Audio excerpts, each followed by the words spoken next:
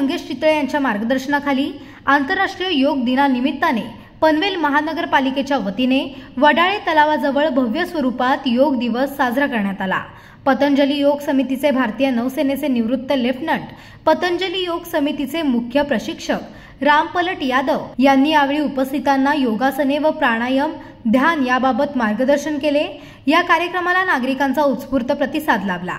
यावेळी विधान परिषदेचे आमदार विक्रांत पाटील, अतिरिक्त आयुक्त गणेश शेटे, उपायुक्त डॉक्टर वैभव विधाते, उपायुक्त मंगला माळवे, नगर रचनाकार राजेश कर्डिले, घनकचरा व स्वच्छता विभाग प्रमुख अनिल कोकरे, जिल्हा प्रभारी पतंजली किसान सेवा समिती पनवेल विभाग सर्वश्री रवींद्र मोरे, संजय कुमार सिंग, विविध सामाजिक जिल्हा प्रभारी पतंजली युवा भारत पनवेल विभाग विकास सूर्यभान देशमुख, पंडित श्री रामकेश शर्मा, प्रमिला शशिकुमार शेट्टी, पालिकेचे अधिकारी व कर्मचारी नागरिक उपस्थित होते।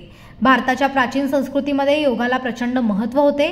योगामुळे शरीर मन दोन्हीही सुदृढ बनते। केवळ भारत देशच नाही तर साऱ्या जगाला आता योगाचे महत्त्व पटले आहे।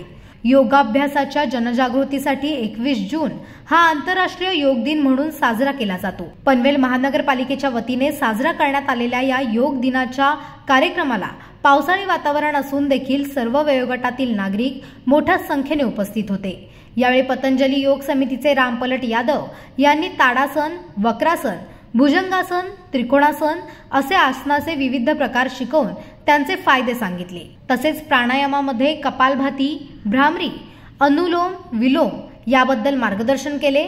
याबरोबरच ध्यान करण्यास सांगून त्याचा शरीराला होणारा लाभ याबाबत सविस्तर माहिती दिली। योग दिनाचे औचित्य साधून स्वच्छ, सुंदर व सुदृढ पनवेल बनविण्याच्या दृष्टीने पनवेल महानगरपालिकेच्या प्रभाग समिती अ खारघर येथे योग दिवस आणि वृक्षारोपण कार्यक्रम राबविण्यात आला।